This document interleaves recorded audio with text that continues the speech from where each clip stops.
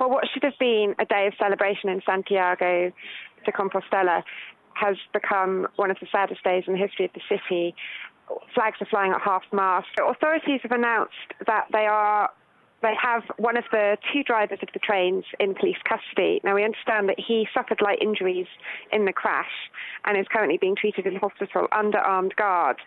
A judge has ordered police to take a statement from him.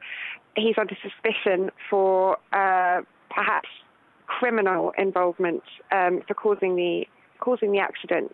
Now, it's still too early to say whether it's only human error to blame for this crash, or whether in fact there was some sort of technical failure that prevented the braking at that dangerous bend.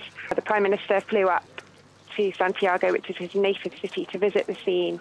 Various politicians have been visiting. Now, the morgue, it's a very sad place today. They've set up a temporary morgue on the outskirts of the city to collect the 80 or so bodies that have so far been found, of which they are trying to identify them, and that is quite a painstaking process in some cases.